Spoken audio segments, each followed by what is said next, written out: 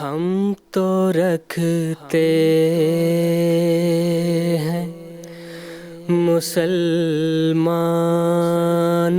کا دین، دل سے ہے خدا میں ختم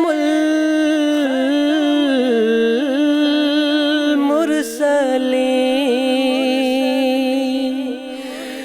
دل سے ہے خدا میں ختم المرسلین،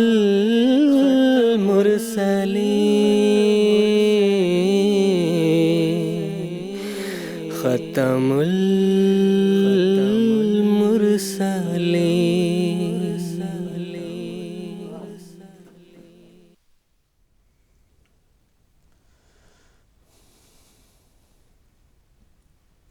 اعوذ باللہ من الشیطان الرجیم، بسم اللہ الرحمن الرحیم۔ ناظرین کرام، السلام علیکم ورحمۃ اللہ وبرکاتہ۔ آج 20 فروری 2021 ہفتے کا دن ہے۔ انڈیا میں اس وقت رات کے 9:30 بجے ہیں اور GMT کے مطابق اس وقت سحر کے 4 بجے ہیں۔ اور ناظرین، یہ وقت ہے پروگرام راہ ہدیٰ کا۔ قادیان دارالایمان سے پروگرام راہ ہدیٰ کی سیریز کے دوسرے ایپیسوڈ کے ساتھ اس وقت ہم آپ کی خدمت میں حاضر ہیں۔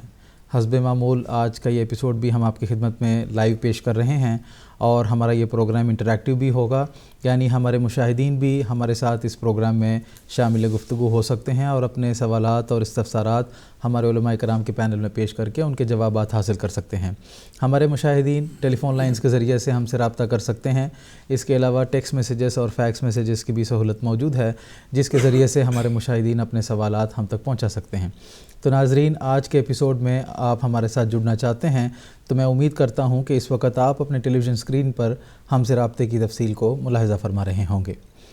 ناظرین، قادیان دارالایمان سے جو موجودہ سیریز ہم آپ کی خدمت میں پیش کر رہے ہیں، اس میں ہم قرآن مجید کے حوالے سے بات کر رہے ہیں کہ اس کی کیا شان و شوکت ہے اور اس کی حفاظت کے کس طرح اللہ تعالیٰ نے مختلف انتظامات کیے ہیں، اور کس طرح اس کی تعلیمات پر عمل کرتے ہوئے انسان روحانی اعتبار سے ترقی حاصل کر سکتا ہے اور ایک کامیاب زندگی اس دنیا میں گزار سکتا ہے۔ اسی طرح قرآن مجید کے حوالے سے جو مختلف اعتراضات مستشرقین کی طرف سے کیے جاتے ہیں اور مختلف توہمات جو لوگوں کے دلوں میں پائے جاتے ہیں، ان کے ازالے کے حوالے سے بھی ہم اس پروگرام کے ذریعے سے کوشش کر رہے ہیں۔ تو آج کے ایپیسوڈ میں بھی قرآن مجید کے حوالے سے ہی بات ہوگی کہ یہ خدا تعالیٰ کا کلام ہے، اور آج کے ایپیسوڈ میں جو علماء کرام اس وقت ہمارے ساتھ شامل ہو رہے ہیں، ان کا میں اس وقت تعارف آپ کے سامنے کروا دیتا ہوں۔ مکرم و محترم مولانا محمد کریم الدین صاحب شاہد ہیں، اور ان کے ساتھ تشریف رکھتے ہیں مکرم و محترم شیخ مجاہد احمد صاحب شاستری۔ دونوں حضرات پروگرام راہ ہدیٰ کے قادیان سیریز کے ریگولر اور پرانے پینلسٹ ہیں۔ میں آپ دونوں حضرات کا پروگرام راہ ہدیٰ میں خیر مقدم کرتا ہوں۔ ناظرین کرام، قرآن مجید خدا تعالیٰ کا کلام ہے،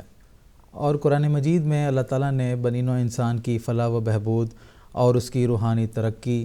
اور اعلیٰ اخلاق کے قیام کے حوالے سے مختلف تعلیمات عطا فرمائی ہیں، جس پر عمل کرتے ہوئے ایک انسان اس دنیاوی زندگی میں بھی کامیابی کے ساتھ گزر سکتا ہے اور روحانی اعتبار سے ترقی کرتے کرتے خدا تعالیٰ تک پہنچ سکتا ہے، جو کہ دراصل ایک انسان کی پیدائش کا مقصد ہوتا ہے۔ قرآن مجید کی تعلیمات پر انسان ہر زمانے میں عمل کر سکتا ہے، اور زمان و مکان کے قیود سے ہٹ کر قرآن مجید کی تعلیمات پورے عالم پر محیط ہے، اور ہر زمانے میں قرآن مجید کی تعلیمات پھل دینے والی تعلیمات ہیں۔ اور چونکہ قرآن مجید میں ہمیشہ کے لیے قائم رہنے والے احکامات اور بنی نوع انسان کے لیے رہنمائی موجود ہے، اس وجہ سے اللہ تعالیٰ نے قرآن مجید کی حفاظت کی ذمہ داری بھی اپنے ہاتھ پر اٹھا لی ہے، اور اس نے قرآن مجید میں یہ اعلان فرمایا ہے کہ انا نحن نزلنا الذکر وانا لہ لحافظون، کہ یقیناً اس ذکر کو یعنی قرآن مجید کو ہم نے ہی نازل فرمایا ہے اور ہم ہی اس کی حفاظت کے ذمہ دار ہوں گے۔ جس طرح ایک کھیتی کو سرسبز اور شاداب رکھنے کے لیے پانی کی ضرورت ہوتی ہے، اسی طرح قرآن مجید کی معنوی حفاظت کے ساتھ ساتھ اس کی لغوی حفاظت کا اللہ تعالیٰ نے ایسا انتظام فرمایا ہے کہ اپنے فرستادوں کو ہر زمانے میں دنیا میں مبعوث کرتا تھا اور اپنے الہام کے ذریعے سے اپنی جناب سے قرآن مجید کے حقائق و معروف اللہ تعالیٰ نے ان مقدس لوگوں کے ذریعے سے کھول کھول کر دنیا کے سامنے پیش کیے ہیں، جس کے نتیجے میں ہر زمانے میں قرآن مجید کے جو خزائن ہیں وہ کھل کر ابھر کر لوگوں کے سامنے آتے گئے ہیں۔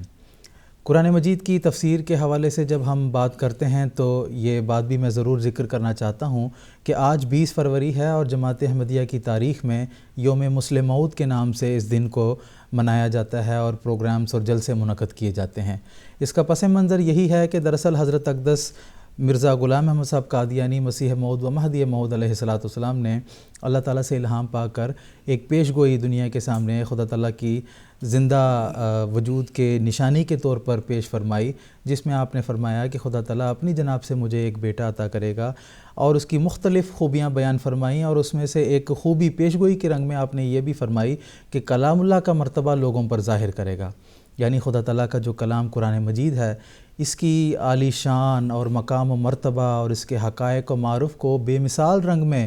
دنیا کے سامنے پیش کرے گا۔ چنانچہ حضرت مرزا بشیر الدین محمود احمد صاحب جو جماعت احمدیہ کے دوسرے خلیفہ رہے ہیں، انہوں نے ایک طویل زندگی پائی اور پیش گوئی کے مطابق مسلم موعود ہونے کا اعلان فرمایا، اور ان کی تفسیر صغیر اور تفسیر کبیر میں قرآن مجید کی ایسی عظیم الشان تفاسیر آپ نے بیان فرمائی ہیں بصیرت افروز رنگ میں، اور خدا تعالیٰ کی خاص تائید سے آپ نے یہ تفسیر دنیا کے سامنے پیش فرمائی ہے کہ اس کی مثال گزشتہ تفسیروں میں اس کی نظیر ہمیں نہیں ملتی ہے۔ تو مختلف لوگ جو قرآن مجید کی آیات کو صحیح معنوں میں نہیں سمجھ سکتے تھے، اس کو محض مسجع اور مکفّہ کلام خیال کرتے تھے، یا قرآن مجید کے جو حروف مقطعات ہیں ان کی تفسیر سے وہ محروم تھے، ایسے لوگوں کو، ایسی مسلم دنیا کو حضرت مسلم موعود رضی اللہ تعالیٰ عنہ نے اللہ تعالیٰ کی تائید سے ان تمام آیات کا، ان تمام کلام کا اور قرآن مجید کی عظیم الشان تفسیر اور اس کے معانی اور حقائق و معرف دنیا کے سامنے پیش کیے ہیں۔ تو جماعت احمدیہ نے قرآن مجید کی عظمت اور اس کی شان و شوکت کو قائم رکھنے کے لیے حضرت اقدس مسیح موعود علیہ السلام کی قیادت میں اور آپ کے بیان کردہ اصول کے تحت، اور پھر خلفائے اعظام جو جماعت احمدیہ میں آتے رہے ہیں، اور اس وقت جو ہم خلافت خامسہ کے بابرکت دور سے گزر رہے ہیں، اس میں بھی جماعت احمدیہ کا خاص طور پر دنیا کو قرآن مجید کی شان و شوکت سے روشناس کرنے کے حوالے سے جماعت احمدیہ ایک نمایاں کردار نبھا رہی ہے، جس کا کہ ہم خدا تعالیٰ کے حضور شکر گزار بھی ہیں کہ ہمیں قرآن مجید جیسی عظیم الشان کتاب کی خدمت کا جماعت احمدیہ کو اس نے موقع عطا فرمائی ہے۔ تو ناظرین، اس مختصر سی تمہید کے بعد جیسا کہ میں نے آپ کو بتایا کہ آج بھی ہم بات کریں گے قرآن مجید کی شان و شوکت اور اس کی عظمت کے تعلق سے، اور قرآن مجید خدا تعالیٰ کا کلام ہے، اس کے حوالے سے دلائل اور براہین جو ہے وہ ہم کوشش کریں گے کہ قرآن مجید سے ہی آپ کی خدمت میں پیش کریں۔ ایک مرتبہ پھر میں اپنے مشاہدین کو یاد دلانا چاہتا ہوں کہ اگر اس کے حوالے سے آج کے ایپیسوڈ کا جو عنوان ہے اس کے حوالے سے آپ کے ذہن میں سوالات ہیں تو ہمیں ٹیلی فون کریں۔ ہمارے ٹیلی فون لائنز اس وقت سے آپ کے لیے ایکٹیویٹڈ ہے۔ میں امید کرتا ہوں کہ ہمارے مشاہدین بھی ہمارے ساتھ آج کے ایپیسوڈ میں جڑنے کے حوالے سے کوشش کریں گے۔ آج کے پروگرام میں گفتگو کا آغاز محترم مولانا محمد کریم الدین صاحب شاہد سے کرنا چاہتا ہوں۔ جیسے کہ میں نے تمہید میں بھی یہ بات بتائی کہ بعض لوگ یہ اعتراض بھی کرتے ہیں کہ قرآن مجید جو ہے یہ مکہ کے قدیم ترین جو لوگ تھے ان کے لیے نازل کی گئی تھی، اور اس کی تعلیمات پر صرف اسی زمانے میں عمل ہو سکتا تھا، اور جو دور عصر حاضر کے جو تقاضے ہیں اس کے مطابق قرآن مجید اپنی تعلیمات نہیں پیش کرتی ہیں۔ تو اس حوالے سے میں آپ سے جواب اور تفصیلات جاننا چاہوں گا۔ جزاک اللہ۔ بسم اللہ الرحمن الرحیم۔ ناظرین و سامعین کرام، جیسا کہ آپ نے یہ سوال سماعت فرما لیا کہ بعض لوگ یہ اعتراض کرتے ہیں کہ قرآن مجید کی تعلیمات ایسی ہیں کہ جو پرانے زمانے کے مکے کے لوگ تھے ان کی تشفی کے لیے کافی تھے، موجودہ زمانے میں جبکہ ہر لحاظ سے ترقی پذیر یہ زمانہ ہے اور ترقی یافتہ زمانہ بھی ہم کہہ سکتے ہیں، تو اس زمانے کے لیے اس کی تعلیمات قابل قبول نہیں ہو سکتی، یا یہ کہ قابل عمل نہیں ہے۔ یہ بات بالکل ان لوگوں کی ہے جنہوں نے قرآن مجید کو نہ تو غور سے دیکھا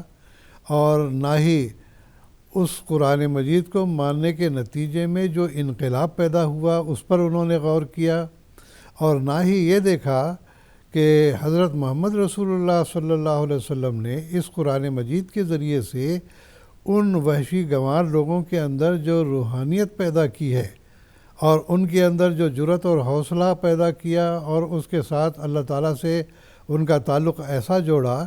کہ وہ قوم جو کہ انتہائی ناگفتہ حالت میں تھی، شراب خوری، زناکاری اور ہر قسم کی عیاشی، چوری، ڈکیتی، قتل و غارت گری، گویا کہ کوئی ایسی بدی نہیں تھی جو ان عربوں میں پائی نہیں جاتی تھی۔ لیکن یہ غور کرنے والی بات ہے، جو لوگ یہ اعتراض کرتے ہیں کہ مکے کے والوں کے لیے تو تعلیم تھی لیکن ہمارے لیے نہیں ہے، وہ صرف اس کو اوائڈ کر کے اس سے بچنا چاہتے ہیں۔ اس کی وجہ یہ ہے کہ ایسی قوم جو کہ انتہائی درجے میں گری ہوئی قوم تھی، اور حتیٰ کہ ارد گرد کی جو حکومتیں تھیں، روم کی حکومت لے لیں، ایران کی حکومت لے لیں، وہ ان کو منہ لگانا بھی پسند نہیں کرتے تھے کہ ان کے پاس جا کے کریں گے کیا، ریگستانی علاقہ ہے، نہ کچھ پیداوار ہے، نہ کچھ آمدنی ہے، اور صرف پھرے لوگ ہیں، ان سے کیا لینا دینا، ان کی ضرورت نہیں ہم کو۔ تو گویا ایک لحاظ سے اپنا ہاتھ ان کے اوپر رکھتے ضرور تھے، لیکن ان کو اپنے زیر نگرانی رکھنا ان کو گوارا نہیں تھا۔ کیوں؟ اس واسطے کہ انتہائی جاہل قوم تھی۔ لیکن یہی قوم جو بدکاری میں مبتلا تھی، جو انتہائی جہالت میں مبتلا تھی، حضرت محمد رسول اللہ صلی اللہ علیہ وسلم کی غلامی میں جب داخل ہوتی ہے، جب قرآن مجید کی تعلیمات پر عمل پیرا ہوتی ہے، تو اتنے وہ ترقی کر جاتی ہے کہ خود حضرت صلی اللہ علیہ وسلم نے یہ بشارت دی لوگوں کو کہ اصحابی کا نجوم بِأَيِّهِمْ اقْتَدَيْتُمْ اهْتَدَيْتُمْ، کہ میرے صحابہ تو ستاروں کی مانند ہیں۔ بتائیے کہاں وہ گندگی اور کہاں یہ اعلیٰ درجے کا نور کہ ستاروں سے جیسے کہ انسان ہدایت حاصل کرتا ہے، راہوں کی تعین کرتا ہے، تو اسی طرح سے میرے صحابہ بھی ایسے ہیں، ستاروں کی مانند ہیں، جن کی بھی تم پیروی کرو گے تم کامیاب ہدایت پا جاؤ گے۔ حضرت مسیح موعود علیہ السلام نے اس انقلاب کو اس رنگ میں بیان کیا ہے کہ صادفتہم قوماً کروسن ذلتاً فجعلتہم کسبیقۃ الاقیانی، کہ تم نے اے محمد صلی اللہ علیہ وسلم، آپ نے اپنی قوم کو ایسی حالت میں پایا کہ جیسے کہ سڑکوں پر ادھر ادھر جیسے غلاظت پڑی ہوئی ہوتی ہے جانوروں کی، لد پڑی ہوتی ہے، گوبر پڑا ہوا ہوتا ہے، یہ حالت تھی ان کی۔ لیکن جب آپ کی صحبت میں ہے فجعلتہم کسبیقۃ الاقیانی، تم نے ان کو سونے کی ڈلیاں بنا دیا۔ تو کہاں تو گندگی اور کہاں سونے کی ڈلیاں، اتنا انقلاب برپا کیا۔ تو یہ ایسی بات نہیں ہے کہ قرآن مجید کی تاثیرات نہیں ہے، یا یہ کہ تعلیم تو اس زمانے کے لیے تھی، ہمارے زمانے کے لیے نہیں ہے، یہ بالکل غلط بات ہے۔ بلکہ اس زمانے میں حضرت مسیح موعود علیہ السلام، حضرت مرزا غلام احمد صاحب قادیانی علیہ السلام کو اللہ تعالیٰ نے حضرت صلی اللہ علیہ وسلم کی متابعت میں، آپ کی غلامی میں اور آپ کی شاگردگی میں وہ نور اور درجہ عطا کیا، مسیح موعود ہونے کا درجہ بھی عطا کیا اور ذلی نبوت کا درجہ بھی آپ کو عطا کیا۔ لیکن آپ نے خود فرمایا ہے کہ اگر میں محمد مصطفیٰ صلی اللہ علیہ وسلم کی پیروی نہ کرتا تو خواہ پہاڑوں کے برابر میرے اعمال ہوتے، تب بھی میں یہ درجہ مکالمہ مخاطبہ کا نہیں پا سکتا تھا۔ تو ہر جگہ آپ نے اپنے آپ کو حضرت صلی اللہ علیہ وسلم کا غلام ہی مانا ہے۔ تو آپ نے اس زمانے میں آ کے یہ اعلان کیا کہ جو لوگ قرآن کو سمجھتے نہیں ہیں، قرآن کا فہم ان کو عطا نہیں ہے، فہم ان کو عطا کیسے ہوگا؟ قرآن مجید نے فرمایا ہے لا یمسہ الا المطہرون، دل میں پاکیزگی ہو، خیالات میں پاکیزگی ہو، ماحول پاکیزہ ہو، ایسی صورت میں قرآن مجید کے معارف اور حقائق انسان کے دل میں اترنے شروع ہو جاتے ہیں، اللہ تعالیٰ کے ملائک ان کو سکھاتے ہیں۔ چنانچہ آپ نے فرمایا وہ خزائن جو ہزاروں سال سے مدفون تھے اب میں دیتا ہوں اگر کوئی ملے امیدوار۔ تو آپ نے چیلنج بھی کیا، جیسا کہ آپ پہلے بھی سن چکے ہیں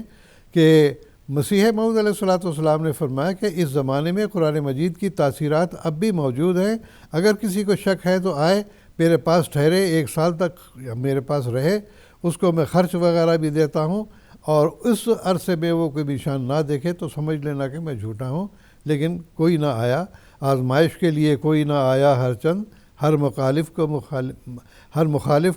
کو مقابل پہ بلایا ہم نے۔ تو بات یہ ہے کہ قرآن مجید کی تعلیمات ایسی عمدہ اور بے نظیر ہیں کہ اللہ تعالیٰ نے فرمایا الیوم اکملت لکم دینکم واتممت علیکم نعمتی ورضیت لکم الاسلام دینا، کہ قرآن مجید ہی کا یہ دعویٰ ہے کہ کہ دین کامل ہو چکا ہے اور اللہ تعالیٰ کی جو نعمت تھی وہ کامل طور پر حضرت صلی اللہ علیہ وسلم پر نازل کر دی گئی ہے۔ اب قیامت تک اس کے بغیر اور کوئی چارہ نہیں ہے کہ انسان روحانی اور مادی طور پر بھی ترقیات حاصل کر سکے۔ ابھی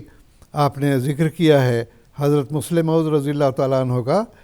حضرت مسیح موعود علیہ السلام کے تعلق سے حضرت صلی اللہ علیہ وسلم کی بھی پیشگوئیاں ہیں، بائبل کی بھی پیشگوئیاں ہیں، بائبل کی تو نہیں کہنا چاہیے بلکہ یہودیوں کی جو احادیث کی کتابیں ہیں اس کے اندر بھی پائی جاتی ہے پیشگوئی، کہ کئی دفعہ ہمارے احباب نے سنی بھی ہوگی کہ حضرت صلی اللہ علیہ وسلم نے فرمایا یتزوج و یولد لہ، مسیح موعود ایک جگہ خاص شادی کرے گا اور اس کے لیے ایک عظیم الشان بیٹا بھی عطا کیا جائے گا، جیسا کہ آپ نے ذکر کیا ہے۔ اور اسی طرح سے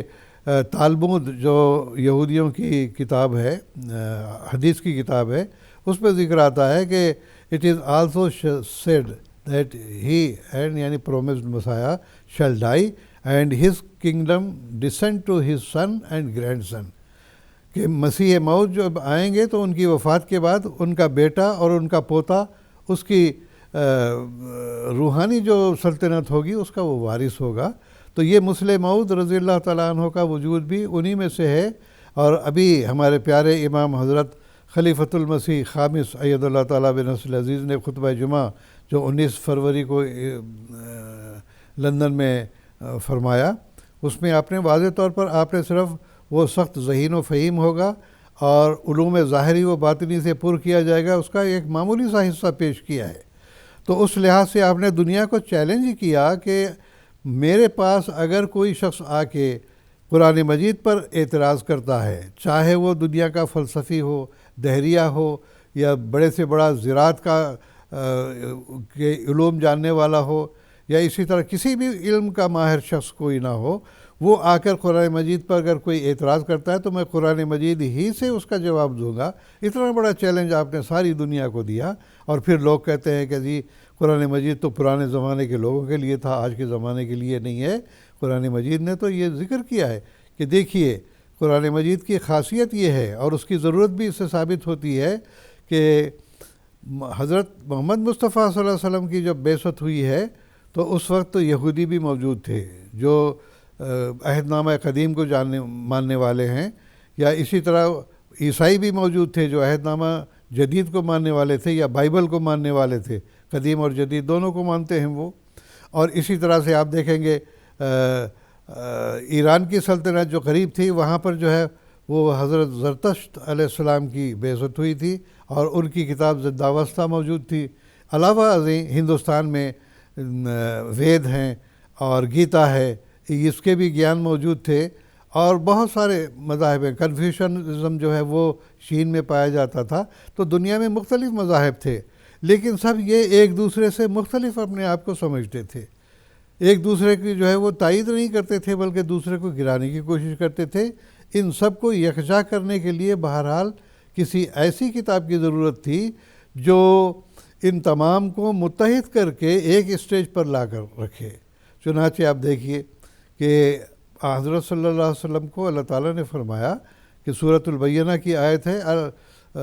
فیہا کتب قیمہ، یہ قرآن مجید جو نازل ہوا ہے اس کے اندر قائم رہنے والی صداقتیں موجود ہیں۔ اس سے ضرورت معلوم ہوتی ہے کہ یہ تمام مذاہب جو اس زمانے کے تھے جب کہ ذرائع رسل و رسائل موجود نہیں تھے، ایک جگہ نبی مبعوث ہوا تو دوسرے لوگوں کو خبر نہیں ہوتی تھی، دوسری جگہ دوسرا نبی آتا تھا۔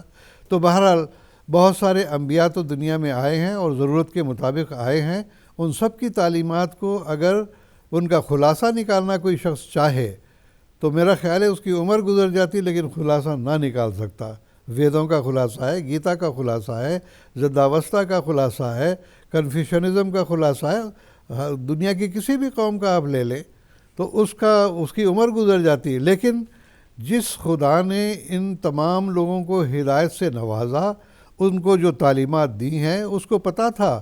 کہ قائم رہنے والی جو صداقتیں ہیں آئندہ کس طرح سے قائم رہیں گی۔ تو وہ قرآن مجید کے ذریعے سے اللہ تعالیٰ نے فرمایا کہ اس کے اندر وہ تمام صداقتیں ہم نے جمع کر دی ہیں۔ جو ویدوں میں اخلاقی تعلیمات تھیں وہ ساری اس کے اندر موجود ہیں، گیتا میں جو تعلیمات تھیں وہ اس کے اندر موجود ہیں، زنداوستہ میں جو تعلیمات تھیں وہ اس کے اندر موجود ہیں۔ اسی طرح سے عہد نامہ قدیم اور جدید میں جو صداقتیں موجود تھیں وہ سب اس کے اندر موجود ہیں۔ تو اللہ تعالیٰ کے فضل سے یہ ایسی بات تھی کہ جس کے نتیجے میں یہ کہنا کہ صرف زمانے قدیم کے لیے یہ تعلیمات تھیں، یہ بہت ہی کم عقلی کی بات میں سمجھتا ہوں۔ اس وقت میں حضرت مسیح موعود علیہ الصلوۃ والسلام کا ایک اقتباس پیش کرنا ضروری سمجھتا ہوں، جو حضور فرماتے ہیں، یہ نسیم دعوت کے صفحہ 61-62 سے میں نے حوالہ نقل کیا ہے۔ حضور فرماتے ہیں یہ کتاب جو قرآن شریف ہے، یہ مجموعہ ان تمام کتابوں کا ہے جو پہلے بھیجی گئی تھی۔ اس آیت کا مطلب یہ ہے کہ خدا نے پہلے متفرق طور پر ہر ایک امت کو جدا جدا دستور العمل بھیجا، اور پھر چاہا کہ جیسے ایک خدا ہے وہ بھی ایک ہو جائیں، تب سب کو اکٹھا کرنے کے لیے قرآن کو بھیجا، اور خبر دی کہ ایک زمانہ آنے والا ہے کہ خدا تمام قوموں کو ایک قوم بنا دے گا۔ یہ بھی قرآن مجید میں پیش گوئی موجود ہے۔ اذا النفوس زوجت، اللہ تعالیٰ نے فرمایا تھا کہ ایک زمانہ آنے والا ہے کہ تمام لوگ جو ہیں یہ سب کے سب ایک قوم کی طرح سے ہو جائیں گے۔ وہ زمانہ آج ہم دیکھ رہے ہیں، اور فرمایا کہ خدا تمام قوموں کو ایک قوم بنا دے گا اور تمام ملکوں کو ایک ملک کر دے گا، جیسے کہ آج ہم دیکھ رہے ہیں کہ دنیا جو ہے آج گلوبل ولیج کہلاتی ہے۔ تمام دنیا کو اکٹھا کر دیا ہے اللہ تعالیٰ نے۔ فرمایا اور تمام ملکوں کو ایک ملک کر دے گا اور تمام زبانوں کو ایک زبان بنا دے گا۔ سو ہم دیکھتے ہیں کہ دن بدن دنیا اس صورت کے قریب آتی جاتی ہے اور مختلف ملکوں کے تعلقات بڑھتے جاتے ہیں۔ سیاحت کے لیے وہ سامان میسر آ گئے ہیں جو پہلے نہیں تھے۔ خیالات کے مبادلے کے لیے بڑی بڑی آسانیاں ہو گئی ہیں۔ ایک قوم دوسری قوم میں ایسی دھنس گئی ہے کہ گویا وہ دونوں ایک ہونا چاہتی ہیں۔ بڑے اور مشکل سفر بہت سہل اور آسان ہو گئے ہیں، اور خبر رسانی کے خارق عادت ذرائع پیدا ہو گئے ہیں۔ اب دیکھیے یہاں پر بیٹھے ہم 1 منٹ کے اندر جو ہے چاہے امریکہ ہو، لندن ہو، کہیں بھی ہم جو ہے خبر اپنی پہنچا دیتے ہیں۔ فرمایا اور خبر رسانی کے خارق عادت ذرائع پیدا ہو گئے ہیں۔ اس سے پایا جاتا ہے کہ خدا تعالیٰ ان مختلف قوموں کو جو کسی وقت ایک تھیں پھر ایک ہی بنانا چاہتا ہے، تا پیدائش کا دائرہ پورا ہو جائے اور تا ایک ہی خدا ہو اور ایک ہی نبی ہو اور ایک ہی دین ہو۔ یہ بات نہایت معقول ہے کہ تفرقہ کے زمانے میں خدا نے جدا جدا ہر ایک ملک میں نبی بھیجے اور کسی ملک سے بخل نہیں کیا، لیکن آخری زمانے میں جب تمام ملکوں میں ایک قوم بننے کی استعداد پیدا ہو گئی، تب سب ہدایتوں کو اکٹھا کر کے ایک ایسی زبان میں جمع کر دیا جو السنہ ہے، یعنی زبان عربی۔ تو یہ ضرورت تھی قرآن مجید کے نزول کی اور ان حقائق اور معارف کو اس کے اندر سمونے کی، چاہے وہ سائنس کے مضامین ہوں۔ اب اگر کوئی شخص قرآن مجید کو غور سے پڑھے تو جیسا کہ محترم ڈاکٹر عبدالسلام صاحب نے کہا کہ پونا قرآن مجید تو سائنسی مضامین سے بھرا ہوا ہے۔ ان فی خلق السماوات والارض واختلاف اللیل والنہار لآیات لأولی الالباب، اگر یہ رات اور دن کے آنے جانے میں اگر ہم غور کریں گے تو اس کے اندر جو عقل مند لوگ ہیں، غور و فکر کرنے والے لوگ ہیں، ان کے لیے بے شمار نشانات اس کے اندر موجود ہیں۔ چنانچہ قرآن مجید ہی کی روشنی میں ہمارے سائنٹسٹ جو نوبل انعام یافتہ ہیں ڈاکٹر عبدالسلام صاحب، انہوں نے جہاں پر الیکٹران اور نیوٹرون کا جو ہے وہ نظریہ پیش کیا ہے، اور اس کے ساتھ آپ یہ کوشش کر رہے تھے کہ آئندہ چل کے جو ہے ان دو طاقتوں کو ایک ہی طاقت میں سمو دینے کی کوشش کر رہے تھے، اگرچہ عمر نے وفا نہیں کی۔ تو بہرحال خدا جیسے ایک ہے، اسی طرح سے انشاءاللہ تعالی کہ زمانہ آئے گا کہ الیکٹران نیوٹران جو ہے وہ ایک میں مل جائیں گے انشاءاللہ تعالی۔ تو بہرحال سائنسی مضامین بھی اس کے اندر پائے جاتے ہیں، اور اس کے علاوہ زراعت کے مضامین بھی اس کے اندر پائے جاتے ہیں، اخلاقی تعلیمات بھی اس کے اندر پائی جاتی ہیں، روحانی تعلیمات بھی پائی جاتی ہیں۔ ان روحانی تعلیمات کے نتیجے میں بڑا انقلاب پیدا ہوا، وہ بھی انشاءاللہ تعالی آپ سنیں گے۔ تو بہرحال قصہ مختصر یہ کہ قرآن مجید کی تعلیمات تو ایسی ہیں جو تمام عالمگیر حیثیت رکھتی ہیں۔ کسی مذہب کا یہ دعویٰ نہیں ہے کہ یہ عالمگیر مذہب ہے سوائے قرآن مجید کے۔ قرآن مجید میں اللہ تعالیٰ نے فرمایا قل یا ایھا الناس انی رسول اللہ الیکم جمیعا، حضرت محمد مصطفیٰ صلی اللہ علیہ وسلم کا یہ دعویٰ ہے۔ اللہ تعالیٰ نے فرمایا تمام لوگوں کو برملا طور پر یہ اعلان کر دو کہ میں تمام لوگوں کے لیے جو انسان کہلانے والے ہیں، الناس کہلانے والے ہیں، ان سب کی طرف میں بھیجا گیا ہوں، چاہے وہ امریکہ کے رہنے والے ہوں، ہندوستان کے رہنے والے ہوں، کسی بھی ملک کے رہنے والے ہوں۔ تو گیا عالمگیر شخصیت اور عالمگیر نبوت اور عالمگیر تعلیمات جو قرآن مجید میں ہیں، سوائے قرآن مجید کے اور کہیں پائی نہیں جاتی۔ اور اللہ تعالیٰ نے فرمایا الیوم اکملت لکم دینکم واتممت علیکم نعمتی ورضیت لکم الاسلام دینا۔ تو یہ کمال جو رکھا گیا ہے قرآن مجید میں اور دین اسلام میں، کسی اور مذہب کا یہ دعویٰ نہیں ہے۔ تو لہٰذا ضرورت تھی اس بات کی کہ کامل مذہب، عالمگیر مذہب آتا جو ان تمام مذاہب کی تعلیمات کو اکٹھا اپنے اندر سمو کے لوگوں کی روحانی ترقی اور دنیاوی ترقی کے سامان کرتا۔ جی، جزاکم اللہ تعالیٰ حسن جزا۔ ناظرین اکرام، ابھی ہم اپنے کچھ ٹیلی فون کالرز کی طرف جاتے ہیں جو اس وقت ہمارے ساتھ لائن پر موجود ہیں۔ سب سے پہلے ہم بات کریں گے قریشی عبدالحکیم صاحب سے، جو کہ انڈیا سے ہے، ان کا تعلق ہے اور اس وقت ہمارے ساتھ رابطے میں موجود ہیں۔ السلام علیکم ورحمۃ اللہ، قریشی عبدالحکیم صاحب۔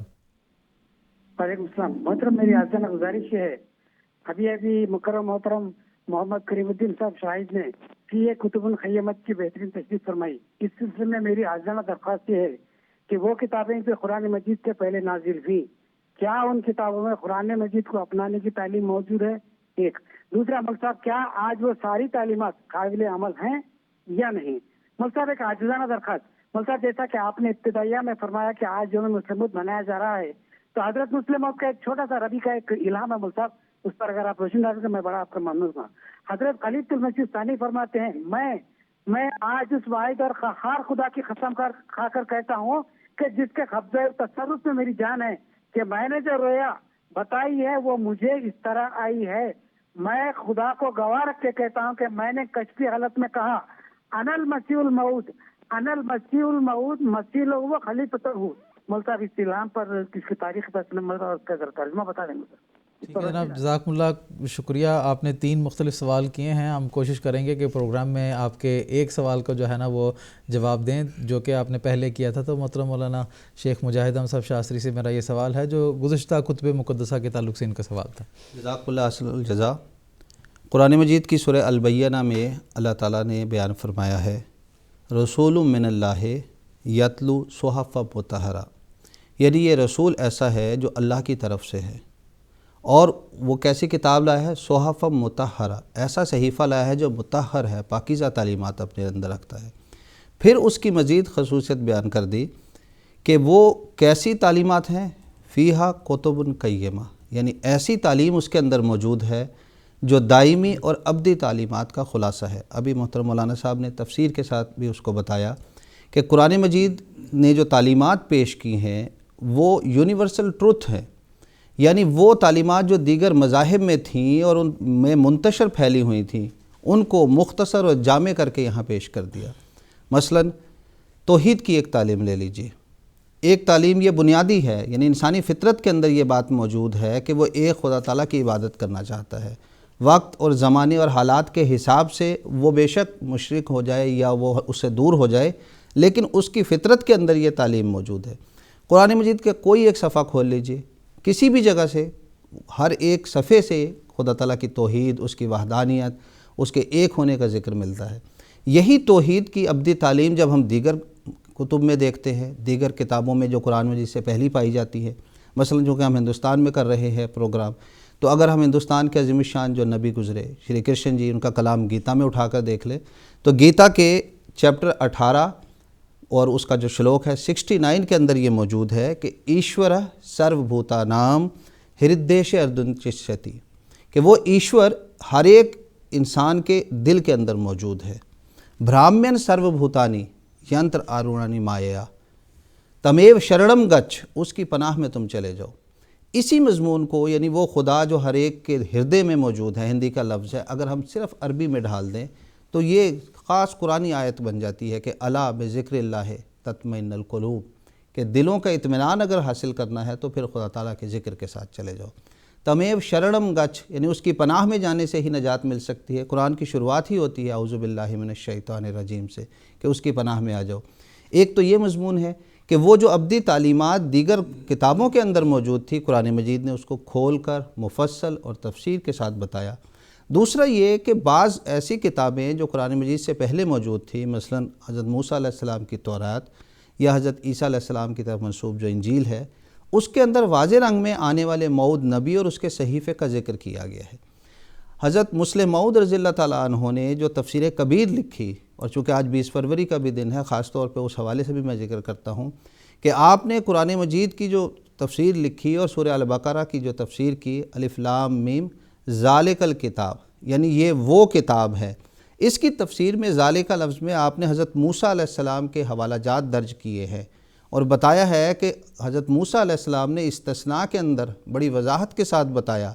کہ ایک موعود نبی آئے گا جو فاران کی چوٹیوں سے جلوہ گر ہوگا اور 10,000 اس کے ساتھ قدوسی موجود ہوں گے۔ تو اس طرح بھی اس میں اشارہ موجود ہے۔ پھر اسی طرح حضرت عیسیٰ علیہ السلام کی پیشگوئیاں بھی موجود ہیں۔ بس مختصر یہ کہ جو دائمی تعلیم ہے جو قرآن مجید نے پیش کی ہیں اور دیگر کتابوں کے اندر موجود تھیں، قرآن مجید نے اس کو مفصل طور پر بیان کیا، اور صرف زبان کے فرق کے ساتھ اگر اس کو کھلے دل کے ساتھ سوچا جائے تو وہ تمام کتابیں جو اس سے پہلے کسی بھی مذاہب میں پائی جاتی تھیں، وہ کتابیں ایک آنے والے موعود نبی اور اس کی کامل اور دائمی شریعت کی طرف اشارہ کر رہی ہیں۔ جی، جزاکم اللہ تعالیٰ احسن جزا۔ ایک اور صاحب ہیں، انہوں نے اپنا سوال لکھ کر ہمیں بھجوایا ہے محترم مولانا محمد کریم الدین صاحب شاہد سے۔ آف لائن وہ سوال میں پوچھنا چاہتا ہوں۔ انہوں نے لکھا ہے کہ ایک عیسائی پادری نے یہ نکتہ اچھالا تھا کہ قرآن مجید یہ کہتا ہے کہ تورات میں یہود نے تحریف کی ہے، ٹھیک ہے مان لیا، مگر قرآن میں کہیں نہیں لکھا کہ انجیل میں تحریف ہوئی ہے۔ اس سے ثابت ہوا کہ انجیل تحریف سے پاک ہے۔ اس کا جواب براہ کرم بیان فرما دیں۔ تو میں محترم مولانا محمد کریم الدین صاحب شاہد سے درخواست کروں گا۔ بات یہ ہے کہ قرآن مجید نے یحرفون الکلمہ عن مواضعہ سے جو ذکر فرمایا ہے، اس میں یہود اور عیسائی دونوں ہی مراد ہیں۔ اہل کتاب کو مراد لیا ہوا ہے، تو اس لحاظ سے اہل کتاب یہودی بھی ہیں اور عیسائی بھی ہیں، اپنے آپ کو تورات کی طرف یہ منسوب کرتے ہیں۔ موسیٰ علیہ السلام کو چھوڑا نہیں ہے، جیسا کہ حضرت مسیح علیہ السلام نے فرمایا تھا کہ میں تورات کو منسوخ کرنے نہیں بلکہ اس کو پورا کرنے کے لیے آیا ہوں۔ تو اس لحاظ سے یہ کہنا کہ انجیل میں نہیں ہوئی، انجیل تو اصل بات یہ ہے کہ کوئی اگر حقیقت میں دیکھا جائے تو وہ چند جو حواری تھے حضرت عیسیٰ علیہ السلام کے، دراصل مان لیا جائے تو وہ کوئی الہامی کتاب لگتی نہیں ہے، بلکہ متی جو حواری تھا اس نے لکھ دی بعض باتیں، یا لوقا حواری تھا اس نے لکھ دی بعض باتیں، اسی طرح سے دوسرے، اور کچھ پادریوں کے ان کے خطوط وغیرہ ہیں۔ تو اس لحاظ سے جو الہامی کتاب کہنا جو ہے وہ میرے خیال میں تو درست نہیں ہے۔ ہاں، چونکہ عیسائی ہمارے بھائی اس کو ایک الہامی کتاب کے طور پر پیش کرتے ہیں، تو چلو ہم مان لیتے ہیں کہ شاید اللہ تعالیٰ نے ان کی رہنمائی کی ہوگی تو اور انہوں نے واقعات کے رنگ میں بہت ساری باتیں لکھ دی ہیں۔ تو اس رنگ میں یہ کہنا کہ انجیل میں کوئی تحریف نہیں ہوئی ہے، یہ واقعات کے خلاف بات ہے۔ ہمارے بہت سے بزرگوں نے اس پہ بھی تحقیق کی ہوئی ہے، جہاں پر تورات کی بعض تعلیمات میں تحریف کا ذکر کیا ہوا ہے، وہاں پر اناجیل میں بھی ایک انجیل کچھ بات کہتی ہے، دوسری انجیل میں کچھ اور بات آتی ہے، اختلاف اس کے اندر بھی پایا جاتا ہے۔ اور جب اس کے تراجم ہوتے ہیں تو یہ بات ہمیں یاد رکھنی چاہیے کہ دراصل جتنی بھی اناجیل ہیں یہ سب کی سب ابتدائی طور پر یونانی زبان میں لکھی گئی ہیں۔ یونانی زبان سے جو ہے پھر اس کے تراجم ہوتے گئے ہیں، تو ان تراجم کے اندر بھی جو ہے بہت ساری تحریفیں بھی ہوتی رہی ہیں، یا یہ کہ ایک نے ایک نقطہ کسی لفظ سے نکالا، دوسرے نے ایک نقطہ کسی لفظ سے نکالا، اس طرح سے اس کے اندر بھی تحریف پائی جاتی ہے۔ تو یہودی اور عیسائی دونوں ہی مراد ہیں، یہ نہیں کہ صرف یہودی تعریف کرتے ہیں عیسائی تعریف نہیں کرتے۔ جی، جزاکم اللہ تعالیٰ احسن جزا۔ ایک اور ٹیلی فون کالر بھی اس وقت ہمارے ساتھ موجود ہیں، مکرم عارف الزمان صاحب، جو کہ بنگلہ دیش سے اس وقت ہمارے ساتھ ٹیلی فون لائن پر موجود ہیں۔ ان کا بھی سوال سنتے ہیں۔ السلام علیکم ورحمۃ اللہ، عارف الزمان صاحب۔ السلام السلام علیکم ورحمۃ اللہ. السلام علیکم. وعلیکم السلام. عارف الزمان صاحب اپنا سوال پیش محترم کریں. میرا سوال ہے قرآن کریم کیوں عربی میں نازل ہوا؟ محمد صلی اللہ علیہ وسلم تو سارے دنیا کے لیے آئے تھے. یہ ایک سوال یہ سورہ یاسین کو قرآن کریم کے قلب کیوں بولا جاتا ہے، بتایا جاتا ہے سورہ یاسین کو؟ ٹھیک ہے جناب، جزاکم اللہ. جی، جو آپ کا پہلا سوال ہے اس کو ہم پروگرام میں شامل کرتے ہیں. قرآن مجید کو عربی زبان میں نازل کرنے میں کیا حکمت ہے؟ محترم مولانا محمد کریم الدین صاحب شاہد سے درخواست ہے. ابھی میں نے حضرت مسیح موعود علیہ الصلوۃ والسلام کا جو اقتباس نسیم دعوت سے پڑھ کے سنایا ہے، اس میں حضور نے یہی فرمایا کہ جب تمام ملکوں میں ایک قوم بننے کی استعداد پیدا ہو گئی، تب سب ہدایتوں کو اکٹھا کر کے ایک ایسی زبان میں جمع کر دیا جو ام الالسنہ ہے، یعنی زبان عربی. تو زبان عربی میں کیوں نازل ہوا؟ اس واسطے کہ یہ عربی تمام زبانوں کی ماں ہے. حضرت مسیح موعود علیہ الصلوۃ والسلام نے تمام دنیا کو اس طرف توجہ دلانے کے لیے اپنی کتاب منن الرحمن جو ہے وہ تصنیف کی، اور اس میں بعض الفاظ کا استعمال کیا اور آگے تحقیق کا دروازہ آپ نے کھولا ہے. چنانچہ ہمارے عالم جو ہے وہ مولانا محمد احمد صاحب نے اس رنگ میں مسیح موعود علیہ الصلوۃ والسلام کی اس رہنمائی میں بہت سارے عربی کے الفاظ، انگریزی کے الفاظ اور دوسری زبانوں کے الفاظ کو لکھ کے اس پہ یہ بیان کیا ہے کہ اصل روٹ اس کا جو ہے عربی میں یہ ہے، اور تھوڑا بہت جو ہے اختلاف کے ساتھ یا بگڑنے کے ساتھ جو ہے کچھ انگریزی میں آ گیا، کچھ دوسری زبانوں میں آ گیا ہے، اور وہ بھی ابھی پوری تحقیق مکمل ان کی نہیں ہوئی تھی، ان کی تو وفات ہوگی. آگے یہ سلسلہ ابھی اللہ کے فضل سے جاری ہے جماعت احمدیہ کی تنظیم کے تحت. تو انشاءاللہ تعالی جب یہ کام مکمل ہو جائے گا تو لوگوں کے سامنے یہ بات واضح ہو جائے گی کہ تمام زبانوں کا منبع جو ہے وہ آخر کار عربی زبان ہے. اور یہ بھی دیکھیے کہ دنیا میں آج اگر کوئی زندہ زبان کہلاتی ہے تو وہ عربی زبان ہی زندہ زبان ہے. اگرچہ یہاں ہندوستان میں سنسکرت کو رواج دینے کی کوشش ضرور کی گئی، یہ بھی ایک پرانی زبان ہے ضرور، لیکن دراصل اگر دیکھا جائے تو اس کا روٹ بھی جو ہے وہ عربی زبان سے ہی نکلا ہوا ہے. بہت سارے اس کے جو قواعد ہیں اور اس کا جو گرامر ہے اور بہت ساری باتیں ملتی جلتی ہیں جو عربی زبان کے گرامر وغیرہ سے ملتی ہیں. تو یہ تحقیق کا کام جاری ہے اور مسیح موعود علیہ الصلوۃ والسلام نے اس کی داغ بیل ڈالی ہے. جماعت احمدیہ اس پر مصروف عمل ہے، اور انشاءاللہ تعالی ایک زمانہ آئے گا کہ لوگ خود یہ محسوس کریں گے کہ یقینی بات جو اس زمانے کے مسلم موعود نے ہمیں اس طرف توجہ دلائی تھی وہ آخرکار صحیح وہی نکلی کہ عربی واقعی ام الالسنہ ہے. اسی واسطے اللہ تعالیٰ نے قرآن مجید کو عربی زبان میں نازل کیا. دوسری بات یہ کہ عربی زبان کے اندر وہ خصوصیت ہے کہ ایک ایک لفظ میں کئی معارف اور کئی حقائق آ جاتے ہیں الفاظ میں. اب یہ دیکھیے کہ صرف ایک لفظ ہے عین، اس کے بارے میں کہا جاتا ہے کہ 60 کے قریب اس کے معنی بنتے ہیں. تو ایک ایک لفظ میں کئی معنی نکل آتے ہیں. تو اس لحاظ سے عربی زبان کو یہ فوقیت بھی حاصل ہے کہ اس کی زبان کے اندر فصاحت اور بلاغت کے بے شمار نکات آ سکتے ہیں جو کسی دوسری زبان میں نہیں آتے. جی، جزاکم اللہ تعالیٰ حسن جزا. پروگرام کو آگے بڑھاتے ہوئے محترم شیخ مجاہد احمد صاحب شاستری سے میرا یہ سوال ہے کہ جیسے کہ ہم نے بات کی کہ قرآن مجید میں ایک عالمگیر تعلیم ہے قرآن مجید، اور ہر زمانے میں اور ہر مکان میں دنیا کی ہر جگہ اس پر عمل کرتے ہوئے انسان فلاح و بہبود حاصل کر سکتا ہے. چنانچہ اللہ تعالیٰ نے اس کی حفاظت کے مختلف انتظامات کیے ہوئے ہیں تاکہ تا قیامت یہ کتاب ہر انسان کو جو ہے وہ فائدہ پہنچاتے چلی جائے. تو قرآن مجید کے حفاظت کے جو انتظامات ہیں اس کے بارے میں ہمارے ناظرین کو کچھ تفصیل بتائیں. جزاکم اللہ حسن الجزا. بسم اللہ الرحمن الرحیم. قرآن مجید خدا تعالیٰ کا عظیم الشان کلام ہے جو انسانوں کی ہدایت کے لیے خالق کائنات اللہ تعالیٰ نے خاتم النبیین حضرت محمد مصطفیٰ صلی اللہ علیہ وسلم پر 23 سال کے عرصے میں نازل فرمایا، اور خود خدا تعالیٰ نے اس کی حفاظت کی ذمہ داری لی. جیسا کہ پروگرام کے شروع میں بتایا کہ اللہ تعالیٰ نے یہ دعویٰ فرمایا کہ انا نحن نزلنا الذکر و انا لہ لحافظون، سورہ الحجر آیت نمبر 10. یعنی یہ ذکر قرآن کریم میں نے اتارا ہے، ہم نے اتارا ہے شدت کے لیے، اور ہم ہی اس کی حفاظت کرنے والے ہیں۔ آج اس دعوے پر 14 صدیاں گزر چکی ہیں، یعنی 1400 سال کا عرصہ گزر چکا ہے۔ آپ دنیا کے کسی بھی خطے میں چلے جائیں، کسی ملک میں چلے جائیں، قرآن مجید کا کوئی نسخہ اٹھائیں، قرآن مجید کی زیر، زبر اور متن میں کسی قسم کی کوئی تبدیلی نہیں پائیں گے۔ یہ جو حفاظت خدا تعالیٰ نے جو دعویٰ کیا تھا اس کا عملی ثبوت ہے۔ اب سوال یہ ہے کہ حفاظت ہوئی کیسے؟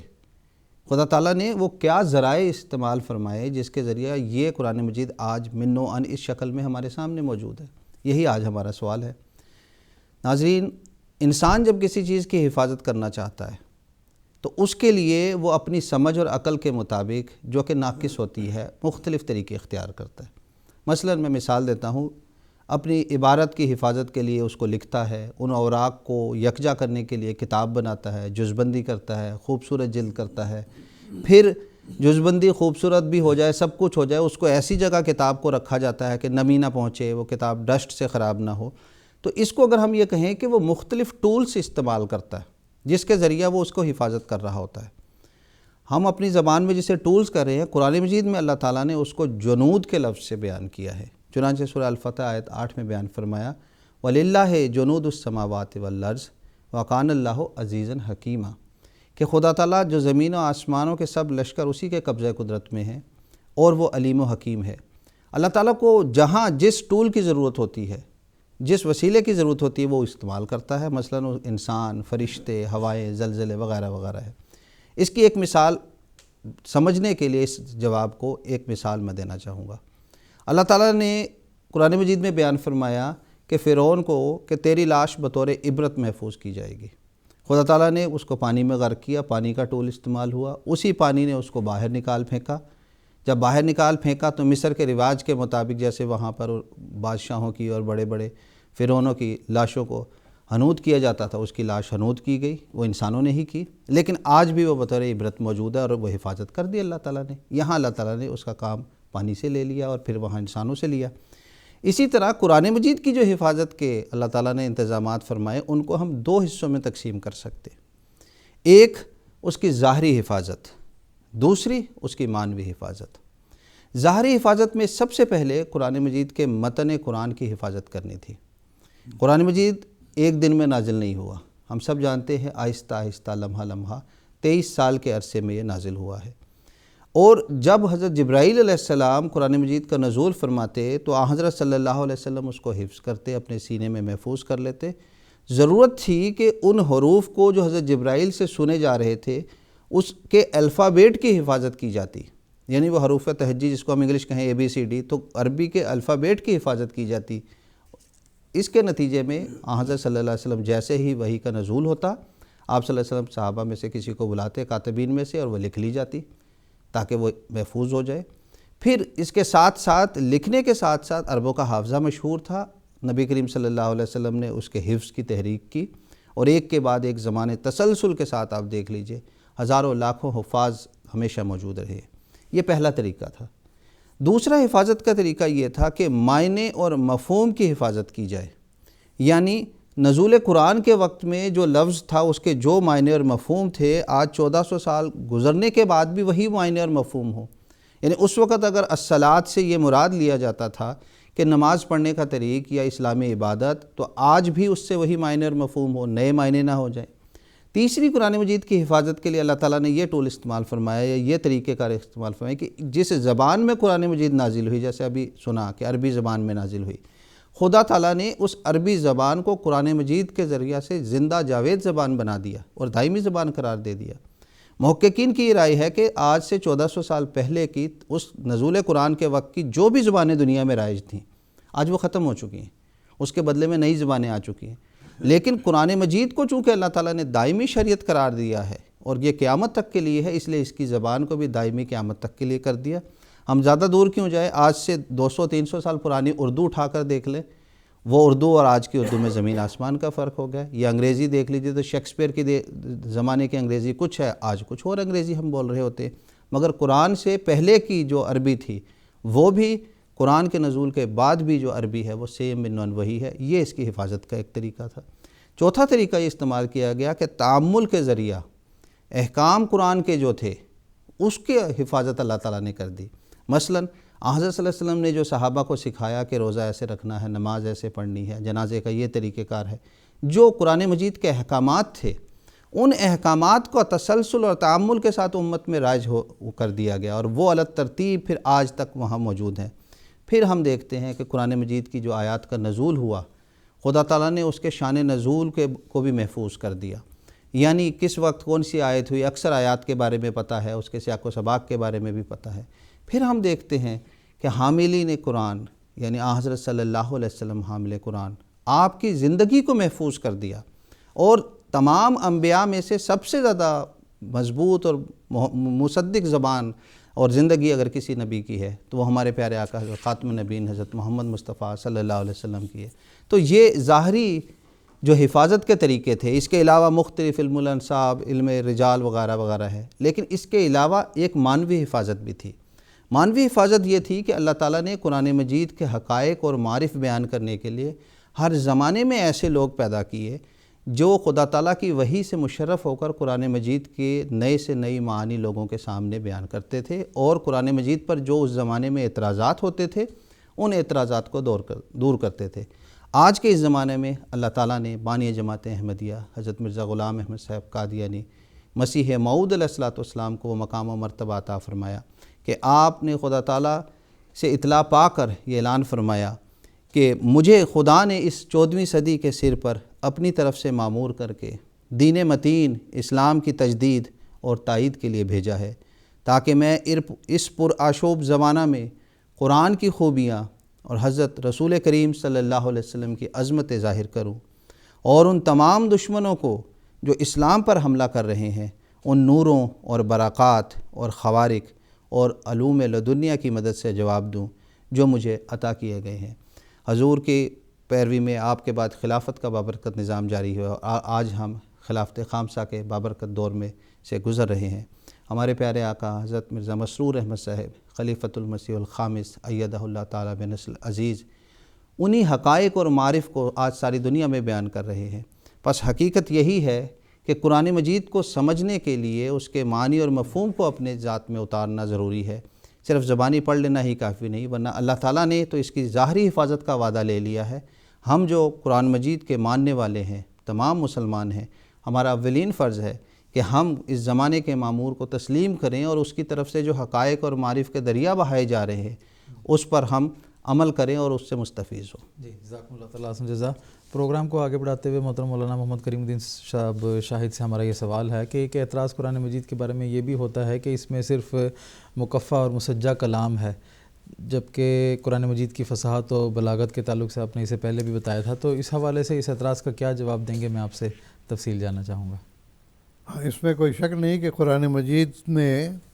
بہت ساری آیتیں مقفع بھی ہیں، مسجع بھی ہیں، اور عربی زبان کی فصاحت کا ایک کامل نمونہ ہے اصل میں اس میں، لیکن صرف یہ کہنا کہ مقفع اور مسجع عبارت ہے اور اس کے اندر کوئی حقائق اور معارف نہیں ہے، یہ انتہائی غلط بات ہے، بلکہ دھوکہ دینے والی بات ہے۔ کیوں؟ اس واسطے کہ شاید بعض لوگ سمجھتے ہیں کہ جیسا کہ مسیح موعود علیہ السلام نے بھی لکھا، میں ایک دو اقتباس اس پہ بھی پڑھ کے سناؤں گا، کہ بعض لوگ سمجھتے ہیں کہ مقامات حریری بڑا مقفع اور مسجع کلام ہے، اور ایک دو نہیں 50 مقالے اس نے لکھے ہوئے ہیں عربی زبان میں، اور ہر فقرے میں اس نے جو ہے وہ ایک دوسرے کے ساتھ قافیہ ملایا ہوا ہے، لیکن اس کے اندر کوئی حقیقت نہیں ہے، کوئی معرفت نہیں ہے، کوئی حقائق نہیں ہے، کوئی پیشگوئیاں نہیں ہیں۔ لیکن قرآن مجید کے اندر یہ خصوصیت ہے کہ مقفع اور مسجع کلام بھی ہے اور غیر مسجع کلام بھی ہے، لیکن اس کے ساتھ اس کی خصوصیت یہ ہے کہ وہ صرف مقفع اور مسجع کلام صرف لوگوں کو حظ اٹھانے کے لیے نہیں ہے،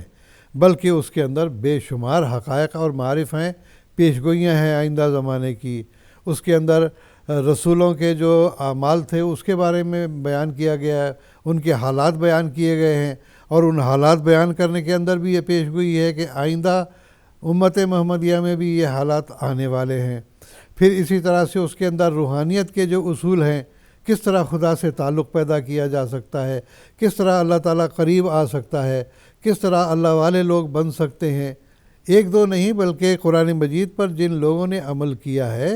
بے شمار امت محمدیہ میں اولیاء اللہ پیدا ہوئے ہیں، اور آج بھی دیکھیں گے ان کی کرامتیں اور ان کے تعلق باللہ کا اتنا چرچا ہے کہ بعض نادان جو ہے ان کی قبروں کو پوجنے لگ پڑے ہیں، بڑے بڑے گنبد بنا لیے ہیں، سب کچھ کیے ہیں، لیکن یہ بات نہیں ہے کہ انہوں نے کوئی تعلیم دی ہے کہ میری قبروں کو پوجو، بلکہ وہ انتہائی اللہ والے لوگ تھے۔ ان کو اللہ تعالیٰ کی معرفت اور اس کے نتیجے میں ان کے اندر وہ جو روحانی عالم ہے کشف کا اور الہام کا اور خدا سے تعلق کا، وہ قرآن مجید کی تعلیم سے پیدا ہوا۔ تو دوسرے کسی مسجع کلام میں یہ حقیقت نہیں ہے۔ مجھے یاد پڑتا ہے کہ جب صورت الکوثر نازل ہوئی ہے، بسم اللہ الرحمن الرحیم، انا اعطیناک الکوثر فصلی لربک وانحر ان شانئک هو الابتر، مختصر ہے، یہ خانہ کعبہ پر کہتے ہیں کہ لکھ کے لٹکائی ہوئی تھی۔ تو اس زمانے کا مشہور شاعر تھا لبید، اس نے وہ آیت پڑھی تو اس کے نیچے اس نے اپنے قلم سے لکھ دیا کہ لیسا ھذا کلام البشر، کہ یہ انسان کا کلام نہیں ہو سکتا۔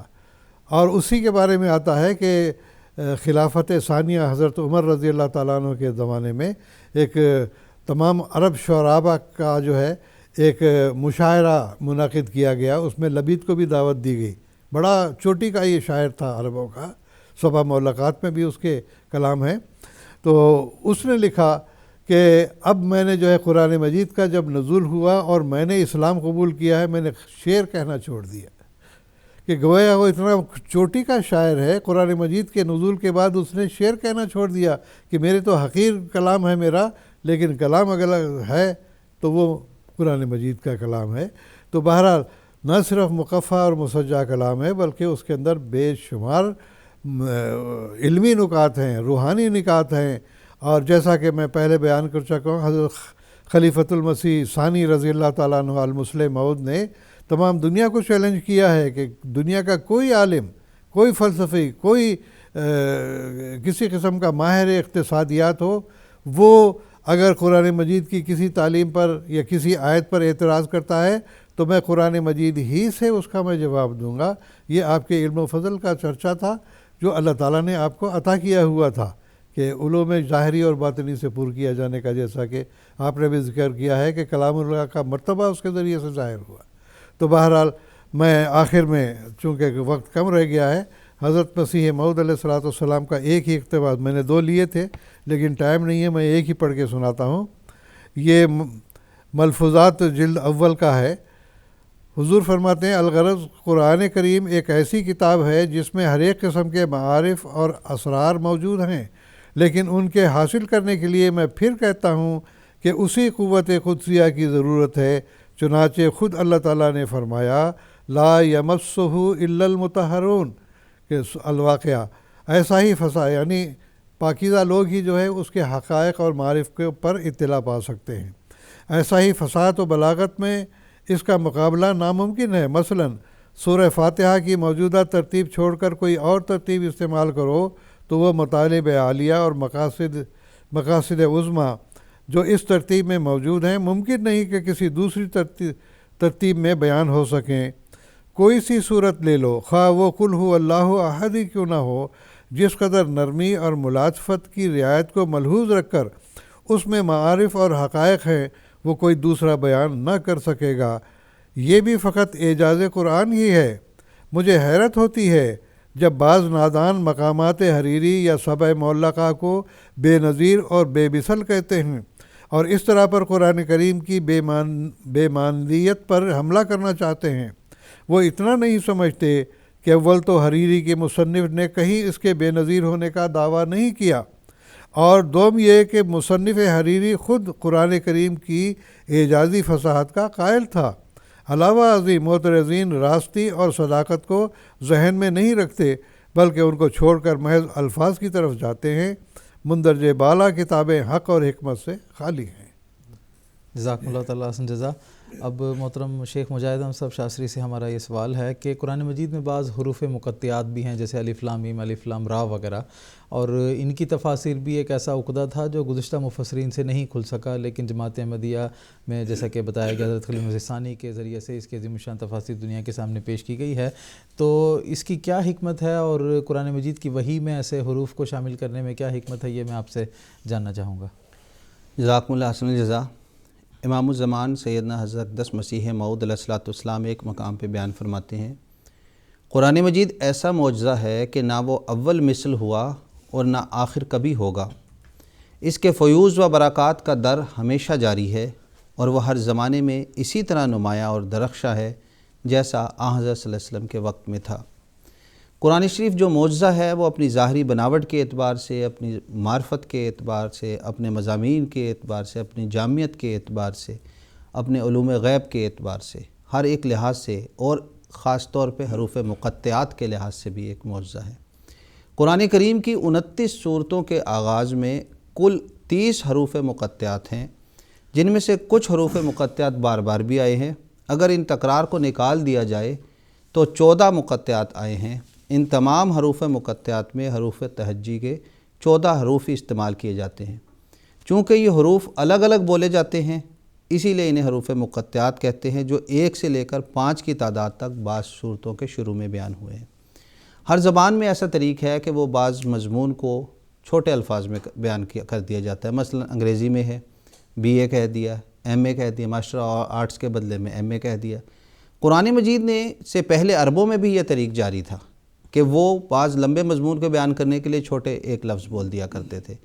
قرآن مجید نے جو یہ حروف مقطعات استعمال کیے ہیں، یہ اپنے اندر ایک عظیم الشان پیش گوئی رکھتے ہیں۔ اور ابھی چونکہ آج 20 فروری کے حوالے سے بھی ہے، حضرت مسلم موعود رضی اللہ تعالیٰ عنہ مرزا بشیر الدین محمود احمد خلیفۃ المسیح ثانی نے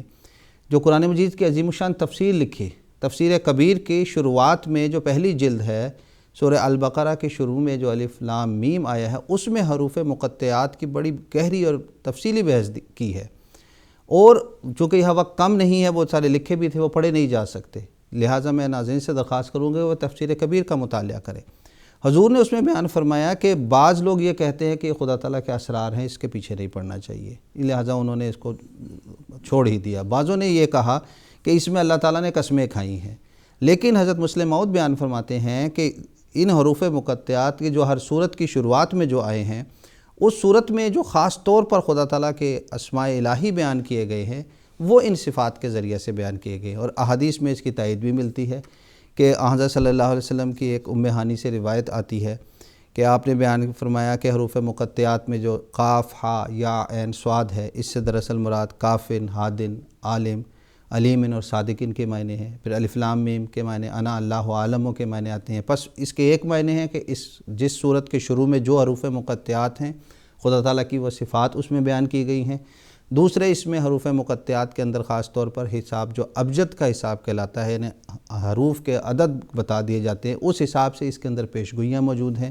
پھر امام الزمان سیدنا حضرت مسیح موعود علیہ الصلوۃ والسلام نے یہ بیان فرمایا ہے کہ اس عاجز کے ساتھ ایک مقام پہ بیان فرماتے ہیں کہ اکثر یہ عادت اللہ جاری ہے کہ وہ سبحانہ بعض اسرار، عادات، حروف تہجی پہ میرے پہ ظاہر کر دیتا ہے۔ پس مسیح اسلام نے اپنی کتب کے اندر جا بجا بیان فرمایا، جیسے سورہ والعصر میں بتایا کہ آخری زمانے کے بارے میں خبر دی گئی، اور اس کے حروف تہجی کو جوڑ کر آپ نے بتایا کہ میرے بارے میں خبر دی گئی۔ پس حروف مقطعات قرآن مجید کا حصہ ہیں۔